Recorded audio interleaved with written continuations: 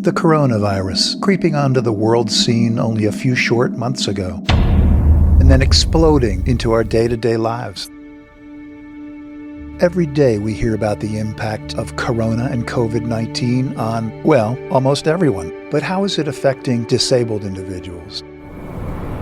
Today on Blind Abilities, we explore just how blind and visually impaired individuals have experienced and adapted to corona and COVID-19 around the world. This is Chichao from Malaysia. My name is Elise Lonsdale and I'm from Melbourne, Australia. Hi, my name's Steve and I'm from England. Hey everyone, it's me Marlon Parejo from Trinidad and Tobago. Hi, my name is Nick D'Ambrosio and I'm from Montreal, Canada. Hi, my name is Lori Thompson. I live in Minneapolis, Minnesota, which is in the United States. I'm Brooklyn and I'm from Sacramento, California. Greetings everyone, Brian Fischler from New York City. Hello, I'm Sherry Molengraf from Jacksonville, Florida. On today's episode, we present Steve Wicketts, a professional entertainer in England. Steve will describe how the coronavirus and COVID-19 have affected not only his business, but the daily lives of blind and visually impaired citizens in his country. And now please welcome from the United Kingdom, Steve Wicketts. A week on from the relaxed lockdown measures, the hot weather, cool drinks and ice creams in Brighton were just too tempting. The famous pier may be shut, but this city's beach is open. It's an escape for many after weeks of stringent lockdown rules. But the council here are telling people to stay away. I'm telling people not to come, really, to make sure that they and everybody else stay safe. Hi, my name's Steve and I'm from England and I come from a city called Birmingham, which is in the centre of England. Now, I was aware that there were changes going on, but didn't know just how serious they were. I work for a company that get a lot of work from a leisure company that owns a lot of hotels. And we do very, very well. We sell out most of these hotels when we perform there. We went to one hotel and the staff was saying that people were cancelling because of this new virus called corona. So we asked how many, and she said at least 30 out of 300. We realised that people were taking it seriously, but the government hadn't said anything. It was the media, and was this just media hype? But people were being careful, and as we all know now, quite rightly so. We go to another town, we do another show, and again, people are cancelling. Then the lockdown happened.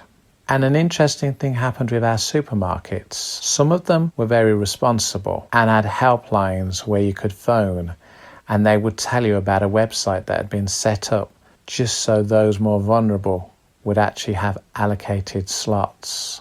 Others that had these kind of websites that were for vulnerable people shut them down at the start of the lockdown, saying that they couldn't cope with the demand, with everybody wanting now to either click and collect, that's where you go with your car and they take the groceries out to you, or have home delivery. Everything changed. I'm very fortunate that my parents live nearby and they will get any products that I can't get hold of. But it's not been easy. I work for myself, and the way it works in England and in the UK is that if you are employed by an employer, you will get 80% of your wage. But I don't know what I'm going to be entitled to until, well, the end of June, I think it is. And then they will decide what they're going to give us who are self-employed. So it's not been the easiest of times, but making sure that those that you care for stay safe is way more important, and sticking to the rules that have been put in place to try and help us all. I'm sort of someone that's listening to the news more than I ever did, which I think a lot of us are, but as a totally blind person, and a lot of people partially sighted and blind, we are very good at problem solving, occupying ourselves. Everything has kind of stopped.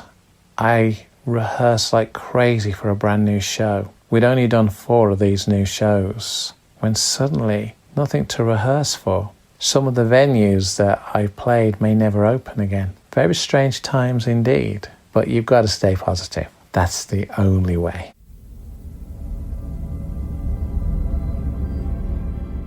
What is pleasing is that in most instances, people are travelling for legitimate purposes. And we realise this is a very difficult time for the public, but they are very supportive of us and understand why we are doing this. This concludes the third episode in our series, Around the World with COVID-19 from a Blindness Perspective. We'd like to thank Steve Wicketts for sharing his perspective on COVID-19 from his country, England. Stay tuned for more episodes in our series. And from all of us here at Blind Abilities, through these challenging times, to you, your family, and friends, stay well, stay informed, and stay strong. Thank you so much for listening, and have a great day. When we share what we see through each other's eyes, we can then begin to bridge the gap between the limited expectations and the reality of blind abilities. The realities of blind abilities.